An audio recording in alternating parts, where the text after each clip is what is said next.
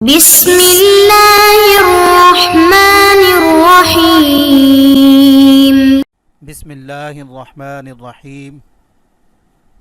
تاریخ اسلام سبق نمبر 9، آپ صلی اللہ علیہ وسلم کی خانگی زندگی اور اخلاق حسنہ۔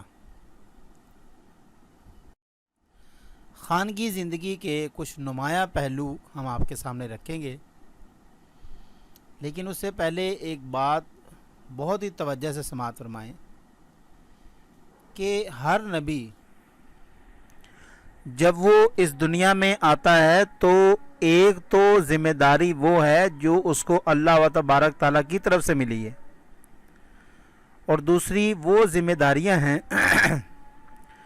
جو اس کو بحیثیت انسان جو ہے وہ سر انجام دینی ہے۔ اسی طرح نبی کریم علیہ الصلاۃ والسلام نے بھی بہت ساری ذمہ داریاں بحیثیت رسالت مآب صلی اللہ علیہ وسلم سر انجام دیں اور آخری دم تک دیتے رہے، لیکن ساتھ ہی ساتھ وہ ازدواجی زندگی یا خاندانی زندگی جسے ہم کہتے ہیں اس کو بھی بہت ہی بہترین انداز میں آپ نبھاتے رہے۔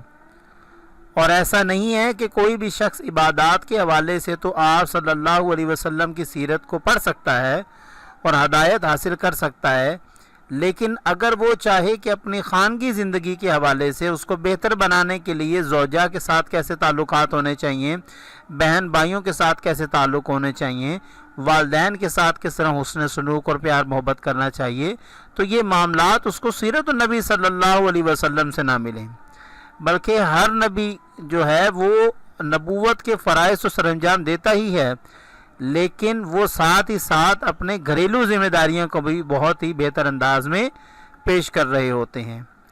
تو اللہ تعالیٰ نے نبی کریم علیہ الصلاۃ والسلام کو دنیا کے لیے ہادی و پیغمبر بنا کر بھیجا، اور آپ کی سیرت طیبہ کا ہر رخ جو ہے وہ ایسا تھا جو دنیا کے ہر انسان کے لیے بطور نمونہ ہے۔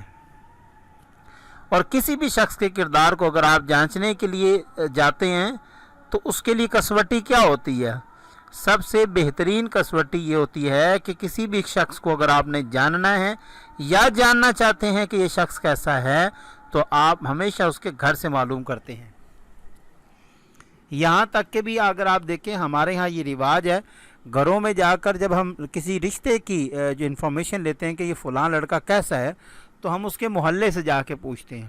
محلے کے بعد ہم ان لوگوں سے یہ پوچھتے ہیں کہ ان کے گھر کا ماحول کیسا ہے، یہ لوگ گھر میں کیسے ہیں، آپس میں بول چال ان کی کیسی ہے، یہ تمام معلومات ہم حاصل کرتے ہیں۔ اور اس سے بھی زیادہ نزدیک اور سب سے قریبی جو رشتہ ہوتا ہے وہ بیوی کا ہوتا ہے۔ گویا جو بیوی اپنے شوہر کے بارے میں بتائے گی وہ حقیقتاً 100% درست ہوگا، اس میں کسی بھی قسم کا شک و شبہ نہیں کیا جا سکتا، نہ ہی یہ بات سمجھی جا سکتی ہے کہ یہ عورت جو ہے وہ غلط بیانی کر رہی ہے۔ آپ دیکھیں دوست آپ کے بارے میں جو ہے وہ لحاظ کر سکتے ہیں ہر معاملے میں، لیکن بیگم کے حوالے سے وہ تو بالکل جناب واضح بات کر دیتی ہیں۔ اسی طرح اور آپ صلی اللہ علیہ وسلم کا خود فرمان علی شان ہے کہ جو خلوت میں دیکھو جلوت میں بیان کر دو۔ گویا ایسا نہیں ہے کہ تم خلوت میں تو کچھ دیکھو اور جلوت میں کچھ کرو، یہ ایسے ہی ہے کہ جیسے ایک شخص کو آپ اندر سے جانتے ہیں کہ وہ کیسا کردار کا مالک ہے، لیکن جب آپ دوسروں کے سامنے جاتے ہیں تو آپ اس کے برعکس بات بیان کرتے ہیں، یہ درست نہیں ہے۔ ازواج مطہرات رضوان اللہ علیہم اجمعین کے بارے میں خود اللہ کے رسول بھی نصیحت فرماتے رہے ہیں اور نصیحت فرماتے رہتے تھے، اہل بیت کو بھی آپ تلقین فرماتے رہتے تھے کہ جو قرآن پاک مجھ پر نازل ہوا ہے یہ صرف مجھ پر نہیں بلکہ تم نے بھی اس پر عمل پیرا ہونا ہے اور لوگوں کے لیے ایک بہترین نمونہ بننا ہے۔ اور خود قرآن پاک میں بھی اس سے متعلق ایک تفصیلی آیت ہے جس میں اللہ و تبارک تعالیٰ ارشاد فرماتا ہے، اے نبی کی بیویو اگر تم دنیا کی زندگی اور اس کی زینت کی طالب ہو تو آؤ میں تمہیں تمہارے حقوق دے دوں اور خوبصورتی کے ساتھ تم کو رخصت کر دوں، اور اگر تم اللہ اور اس کے رسول اور آخرت کے طالب ہو تو اطمینان رکھو کہ اللہ تعالیٰ نے تمہیں تم میں سے خوبی جو طلب کرنے والیوں کے لیے بہترین اور بہت بڑا اجر رکھا ہے۔ گویا کرائٹیریا جو ہے وہ ازواج مطہرات کے حوالے سے بڑا سخت ہے۔ اگر وہ نیکی کریں گی تو انہیں ڈبل اجر ملے گا، اور اگر وہ نعوذ باللہ کوئی ایسی خطا سرزد ہو جاتی ہے تو ان کے لیے سزا بھی ڈبل ہوگی۔ پھر گویا کیوں ہوگا ایسا؟ کیونکہ وہ نمونہ ہے، اور جب آپ نے کسی کو سامپل دینا ہو تو سامپل بالکل پرفیکٹ ہوتا ہے، اس میں کسی بھی قسم کی پھر اب چونکہ رسالت مآب صلی اللہ علیہ وسلم کی ازواج ہماری امہات ہیں، ہماری مائیں ہیں، تو ان کا مثالی ہونا ضروری ہے۔ ازواج مطہرات کے ساتھ سلوک، آپ صلی اللہ علیہ وسلم کی بہت ساری ایسی روایات ہیں، بلکہ پچھلے دنوں میں ایک روایت بیان کر رہا تھا، میرے ذہن میں آ گئی۔ آپ صلی اللہ علیہ وسلم نے فرمایا ایمان کی کچھ نشانی ہیں، اور اس میں آپ نے کامل ترین ایمان والا اس شخص کو فرمایا ہے کہ جس کے تعلقات اپنی بیوی کے ساتھ بہت اچھے ہوں، اور آپ صلی اللہ علیہ وسلم کے گھریلو زندگی کے ان تمام کیفیات سے معمور اور پر رونق تھی جس سے انسانی زندگی معمور ہوتی ہے۔ گویا زاد المعاد میں علامہ ابن القیم فرماتے ہیں کہ نبی اکرم صلی اللہ علیہ وسلم اپنی ازواج مطہرات کے ساتھ بہت ہی محبت اور سلوک کرتے تھے۔ حضرت عائشہ کے پاس انصار کی لڑکیاں جمع ہو جاتیں اور آپ صلی اللہ علیہ وسلم ان کو لڑکیوں کے ساتھ کھیلنے کے لیے چھوڑ دیتے۔ گویا یہ آپ دیکھیں ایک میاں اور بیوی کا کس قدر خوبصورت رشتہ ہے کہ اس میں آپ یہ نہ فرماتے کہ تم رکو، تم بیٹھ جاؤ، ہمارا منصب بہت بڑا ہے، ہمیں کچھ اور کام کرنا نہیں، بلکہ آپ ان کے ساتھ اتنا محبت اور شفیقانہ سلوک فرماتے کہ آپ انہیں کھیلنے دیتے۔ اور آپ نے خود فرمایا کہ ایک مسلمان اپنی بیوی کے حق میں جتنا رحم دل اور مہذب ہوگا اتنا ہی اس کا ایمان کامل ہوگا۔ گویا یہ وہی بات آگی جو ابھی کچھ دیر پہلے میں نے حدیث کے حوالے سے بیان کی تھی کہ کامل ایمان ہونے کی نشانی ہے کہ آپ اپنی بیوی کے ساتھ بہترین تعلقات استوار کریں۔ ازواج کے ساتھ بٹھاتے وقت یا کوئی بھی چیز بانٹتے تھے تو اس کے حوالے سے ایک صحابی نے ہاتھ بٹانے کے حوالے سے بات کی، تو ایک صحابی نے حضرت ام المؤمنین اما عائشہ صدیقہ رضی اللہ تعالیٰ عنہ سے دریافت کیا کہ آپ صلی اللہ علیہ وسلم جب گھر تشریف رکھتے تھے تو آپ کی کیا مصروفیت ہوتی تھی؟ اب دیکھیں یہ ایک عام شخص کے ذہن میں بھی سوال آتا ہے کہ یار جب آپ صلی اللہ علیہ وسلم اپنے گھر تشریف لاتے تھے، ظاہری بات ہے کہ تمام معاملات جو ہیں وہ نپٹانے کے بعد شام کو، رات کو یا کسی پہر جب انسان گھر جاتا ہے تو وہ کیا کرتا ہے؟ اگر آپ ہماری مثال لیں، دیکھیں ہم تو گھر آ کے جو ہے فل چوکو چبند ہو کے بیٹھ جاتے ہیں اور ہر طرف نظر دوڑاتے ہیں، فلاں کیا کر رہا ہے، فلاں کیا کر رہا ہے، مجھے کس نے نہیں پوچھا، مجھے کیا ہوا، یہ معاملات چلتے ہیں، لیکن ایسا نہیں ہے۔ اما عائشہ صدیقہ رضی اللہ تعالیٰ عنہ فرماتی ہیں، انہوں نے فرمایا کہ آپ اپنی ازواج مطہرات کے کاموں میں شریک ہو جاتے، گویا باہر بھی نبوت کے فرائض انجام دیتے، لیکن گھر آ کر آپ بہترین شوہر کے صورت میں اپنے گھر میں اپنی ازواج کے ساتھ ان کا ہاتھ بٹاتے تھے۔ آج یہاں پر ہمارے یہاں یہ دیکھا جاتا ہے اگر شوہر جو ہے وہ ایک کپ چائے کا بنا لے یا شوہر جو ہے وہ کوئی تھوڑا سا جھاڑ پون کر لے تو تمام خاندان ایسے چھریاں ٹوکے اور تلواریں لے کر حاضر ہو جاتے ہیں اور وہ بیچارے اس شوہر کی عزت کا قیمہ بنا کے رکھ دیتے ہیں، جبکہ ایسا نہیں ہے۔ حدیث مبارکہ میں اس چیز کو اچھا گردانا گیا ہے کہ میاں بیوی کے آپس میں محبت اور سلوک کے حوالے سے کہ وہ آپس میں ایک دوسرے کا ہاتھ بٹائیں۔ پھر ایک اور روایت ہے حضرت عائشہ، مسند احمد کی روایت ہے، حضرت عائشہ صدیقہ رضی اللہ تعالیٰ عنہ فرماتی ہیں کہ رسول اللہ جب گھر تشریف فرما ہوتے تو اپنے کام خود انجام دیتے، گویا ایسے ہماری طرح نہیں ہے آرڈر لگایا فلاں فلاں ادھر آ جاؤ، سب آ کے میری خدمت میں کھڑے ہو جاؤ، بادشاہ عالم آ گئے ہیں اور کسی کا سانس نہ نکلے، یہ ایسا نہیں ہے۔ بلکہ کچھ لوگ تو اس کو بڑا فخری انداز میں پیش کرتے ہیں، وہ کہتے ہیں میں جب جاتا ہوں گھر میں تو میری بیوی کے سانپ سونگ جانتے ہیں اور میری ایسی روب اور دبدبہ اور دہشت ہے۔ یہ اچھی بات نہیں ہے۔ روایات سے یہ ثابت ہوتا ہے کہ یہ انتہائی ظالم اور جابر انسان کی نشانی ہے، اور یہ اس شخص کی نشانی کہ جس کے سینے میں ایمان جو ہے انتہائی کمزور ہے۔ جو اپنا کامل ترین ایمان چاہتا ہے وہ آپ صلی اللہ علیہ وسلم کی سیرت کے پہلو کو دیکھے کہ آپ صلی اللہ علیہ وسلم جب گھر تشریف لے جاتے تو آپ خود اپنا کام فرماتے، اپنے کپڑوں کو سیتے، بکریوں کا دودھ دھوتے اور اسی طرح دوسرے کام سر انجام دیتے۔ اس سے معلوم ہوتا ہے کہ آپ صلی اللہ علیہ وسلم کی خاندانی زندگی جو ہے، خاندانی زندگی، وہ بہت ہی بہترین اور بہت ہی بہترین نمونہ ہے۔ اظہار محبت.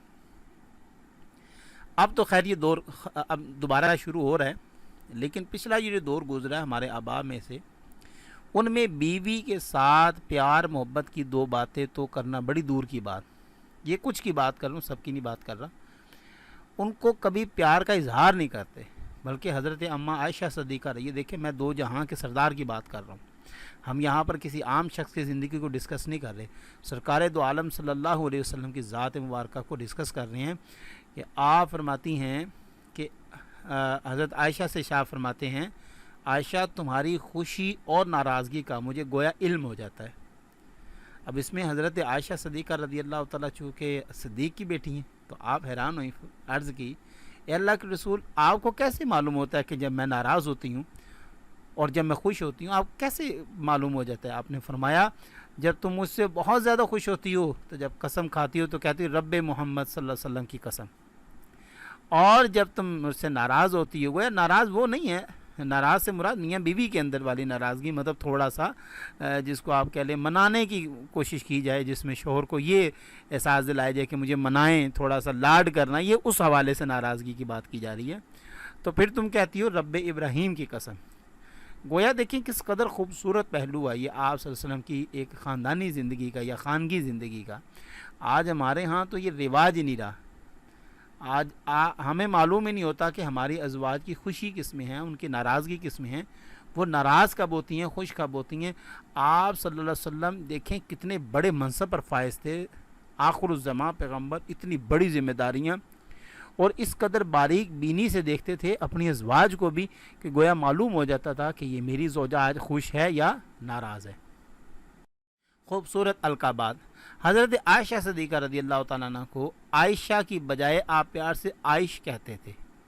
گویا یہ خوب، جس نے حضرت انس کے بارے میں روایت ہے، حضرت انس فرماتے ہیں آپ صلی اللہ علیہ وسلم مجھے اکثر اوقات انس کہتے تھے، انس یعنی کہ بڑا یہ محبت بھرا ایک لہجہ ہے، یہ عربوں کے ہاں یہ بڑا محبت بھرا لہجہ ہے. اور حضرت جبرائیل امین تو تمام تمہیں اکثر اوقات وہ کہا کرتے تھے کہ تمہیں سلام کہہ رہے ہیں، اور بسا اوقات آپ صلی اللہ علیہ وسلم انہیں حمیرہ کہہ کر بلایا کرتے تھے. یہ متفق روایت ہے جو کہ امام مسلم اور بخاری دونوں نے اس کو نقل کی ہے. یہ حمرا کا مخفف ہے اور اس سے مراد یہ ہے کہ گوری رنگت والا. گویا حضرت اماں عائشہ صدیقہ رضی اللہ تعالیٰ عنہ گوری رنگت کی مالکن تھی. حضرت عائشہ صدیقہ رضی اللہ تعالیٰ فرماتی ہیں کہ میں اور آپ ایک ساتھ کھانا تناول فرماتے، اور جس پیالے میں میں پانی نوش کرتی اسی پیالے میں آپ کو بھی پانی پیش کر دیتی. گویا محبت کا دیکھیں آپ کس قدر پیمانہ ہے. یہاں پر تو کبھی کبھی ایسا بھی ہو جاتا ہے کہ بیچاری خاتون جو ہے وہ ہاتھ باندھے کھڑی ہے، مرد جناب وہ اپنے وہ جب گوشت کھا پی کے فارغ ہو جائے گا تو بچے ہوئے برتن پہ اس کی زوجہ جو ہے بیٹھ کے کھاتی ہے. لیکن یہ میں پھر وہی بات کر رہا ہوں، یہ اگر آپ 100 میں سے 40% کہتے ہیں تو میں مانتا ہوں کہ ایسے ہوتا ہے. لیکن اب جو ہے وہ دور تبدیل ہو چکا ہے. اب لوگ سیرت النبی صلی اللہ علیہ وسلم کا مطالعہ کرتے ہیں، آپ صلی اللہ علیہ وسلم کی زندگی کو بڑے بہترین انداز میں پڑھتے ہیں اور ان پہ باقاعدہ عمل بھی کرتے ہیں. لہٰذا اب یہ چیزیں تھوڑی سی کم ہو گئیں، وگرنہ پچھلے دور میں بہت زیادہ تھیں. اخلاق حسنہ کی بات کی جائے تو قرآن مجید نے خود وَإِنَّكَ لَعَلَىٰ خُلُقٍ عَظِيمٍ یہ آپ صلی اللہ علیہ وسلم کو واضح فرما دیا کہ آپ تو عظیم اخلاق کو قائم کرنے والے اور اس پر فائز ہیں. اور ایک صحابی نے خود حضرت اماں عائشہ سے جو ہے وہ پوچھا کہ آپ صلی اللہ علیہ وسلم کے اخلاق کے بارے میں فرمائیں، کچھ بتائیں. تو آپ نے بڑے خوبصورت جواب دیا. آپ نے فرمایا کیا تم نے قرآن نہیں پڑھا؟ کان خلق القرآن، کہ اخلاق مصطفیٰ صلی اللہ علیہ وسلم ہی تو قرآن ہے در حقیقت. گویا آپ صلی اللہ علیہ وسلم کا کوئی بھی عمل، کوئی بھی لہجہ، کوئی بھی بات، کوئی بھی گفتگو، کوئی بھی حکم وہ قرآن سے الگ تو نہیں ہے، بلکہ قرآن پاک تو آپ صلی اللہ علیہ وسلم کی سیرت کو بیان کر رہا ہے. آپ کے ایک محبت کی ایک گفتگو ہے. گویا آپ جہاں سے قرآن پڑھیں گے آپ صلی اللہ علیہ وسلم کی آپ کو سیرت ہی ملے گی. اعلان نبوت کے وقت اگر آپ دیکھیں میں یہ بہت مثال دیتا ہوں اکثر اوقات، اور یہ میں اکثر بچوں کو بھی کہتا ہوں کہ آپ صلی اللہ علیہ وسلم کے پاس اس وقت کچھ بھی نہیں تھا جب آپ نے وہ صفا کی پہاڑی پر کھڑے ہو کے اعلان نبوت کیا. صرف ایک چیز تھی، 40 years that you have spend on there, اور آپ نے صرف یہ کہا I have a 40 years you can see me. آپ مجھے دیکھ بھی سکتے ہو، آپ میرا خاندان بھی دیکھ سکتے ہو، میرا قبیلہ بھی جانتے ہو، میرے بارے میں کیا کہتے ہو؟ سب لوگوں نے کہا انت محمد، ہم جانتے ہیں تو محمد ہو، انت صدیق، وہ صدیق ہے، وہ امین ہے، وہ لوگوں کی مدد کرنے والا ہے، وہ یتیموں کی مدد کرنے والا ہے، وہ لوگوں کے ساتھ ہاتھ بٹاتا ہے. یہ تمام اوصاف بتائیں. گویا سب سے بڑا کریکٹر جو ہے وہ آپ کا یہ ہے کہ آپ ایسے ہی معاشرے میں رہ کر اپنے آپ کو ایسی پاک دامنی کے ساتھ لے کر جب سامنے آتے ہیں تو لوگ یہ کہنے پر مجبور ہو جاتے ہیں کہ آپ صادق اور آپ امین ہیں. اور پھر خود فرمایا، سورۃ یونس کی آیت ہے، فقط لبثت فیکم عمرا من قبلہ افلا تعقلون، بے شک میں اس قرآن کے اترنے سے قبل بھی تمہارے اندر عمر کا ایک حصہ بسر کر چکا ہوں، سو کیا تم عقل نہیں رکھتے کہ میں ایسے ماحول میں بھی تمہارے سامنے پلا بڑا ہوں، تمہارے سامنے جوان ہوا ہوں، ہر معاملہ تمہارے سامنے، کیا تم نے کبھی میرے میں ایسا آپ دیکھا؟ لہذا یہ آپ کے اخلاق کی بہت ہی پایہ منزل ہے. بلکہ وہ حدیث مبارکہ میں آتا ہے نا، آپ صلی اللہ علیہ وسلم نے فرمایا کہ میں اخلاق کو اس کے کامل آخری درجے تک پہنچانے کے لیے آیا ہوں. گویا اخلاق بھی آپ کا محتاج ہے. آپ یہ دیکھیں کیسی صفت ہے آپ صلی اللہ علیہ وسلم کی، اخلاق بھی آپ کا محتاج ہے کہ وہ اپنے اعلیٰ پائے منزل کو پہنچنے کے لیے خود سرکار دو عالم صلی اللہ علیہ وسلم کا محتاج ہے. خلاصہ سبق اگر دیکھیں تو اس کے دو پہلو ہمارے سامنے آتے ہیں. سب سے پہلا پہلو تو یہ ہے کہ جناب رسالت مآب صلی اللہ علیہ وسلم کی خاندگی زندگی کو بیان کیا گیا. حضرت انس کا واقعہ میں نے سنایا. حضرت بلال حبشی کے بارے میں نے آپ کو بتایا کہ حضرت بلال حبشی کے ساتھ ایک سوسائٹی میں دیکھیں آپ کیسا سوشل ویلفیئر ٹائپ کا سوشل ایک آپ کا کانٹیکٹ کیسا تھا، لوگوں کے ساتھ کنیکشن کیسا تھا کہ حضرت بلال حبشی آپ کے ساتھ سیف محسوس کرتے تھے، حضرت ابوبکر صدیق آپ کے ساتھ سیف محسوس کرتے تھے، حضرت اماں عائشہ آپ کے ساتھ سیف محسوس کرتی تھی. گویا آپ کی طبیعت جو ہے وہ اس قدر وما ارسلناک الا رحمت للعالمین تھی کہ ہر شخص آپ کے ساتھ محفوظ محسوس کرتا تھا، ہر شخص آپ کے ساتھ ایک بہترین جو ہے وہ حوالے سے خود کو محسوس کرتا تھا. اور گویا انبیاء بھی بحیثیت انسان اس دنیا میں تشریف لاتے ہیں اور وہ اپنا وقت گزارتے ہیں. ان کی بھی بیویاں ہوتی ہیں، ان کے بچے ہوتے ہیں، ان کے چاچو ماموں تایا، یہ ہر رشتہ ہوتا ہے. اگر آپ دیکھیں تو ابو جہل کو، ابو لہب کو، ان تمام لوگوں کو ہدایت کی تھی آپ نے بلایا اور کہا کہ آؤ تم غلط جگہ پہ کھڑے ہو. تو یہ دیکھیں اس قدر. اور وہ لوگ آپ کے سامنے، ہندا کی مثال لے لیجئے، ہندا نے آپ دیکھیں حضرت امیر حمزہ کا کلیجہ نکال کے کچا چبایا، اور اس کے باوجود آپ صلی اللہ علیہ وسلم نے اس کو نہ صرف معاف کیا بلکہ اس کا ایمان بھی قبول کیا. اور وہ جو حبشہ تھا اس کا بھی، جس نے وہ مارا تھا، نیزہ مارا تھا، اس کا بھی اسلام قبول کیا. لہٰذا یہ آپ صلی اللہ علیہ وسلم کی خانگی زندگی کے حوالے سے تو انتہائی خوبصورت پہلو ہیں اور آپ کے اخلاق حسنہ بہت ہی زبردست. اور دوسرے پہلو میں اس سبق میں آپ صلی اللہ علیہ وسلم کے اخلاق حسنہ یعنی کہ حسن اخلاق اور اخلاق کریمانہ کو بیان کیا گیا ہے، اور پھر آپ صلی اللہ علیہ وسلم کو بطور نمونہ پیش کیا گیا. میں وہی عرض کر رہا ہوں، نمونہ دیکھیں کوئی عام شخص نہیں ہو سکتا. سامپل جو ہے وہ وہی ہوگا جس میں کسی بھی قسم کا کہیں پر بھی جھول نہ ہو، ذرا سا بھی اس کے اندر جو ہے وہ جھکاؤ یا اس طرح کی چیز نہ ہو. تو آپ صلی اللہ علیہ وسلم کا اگر ہم زندگی دیکھیں تو دونوں پہلوؤں میں الحمدللہ انتہائی پایہ کمال کو پہنچی ہے. یہاں پر ہمارا سبق نمبر 9 ختم ہوتا ہے. آپ نے دعا میں یاد رکھیے گا. جزاک اللہ. اللہ حافظ.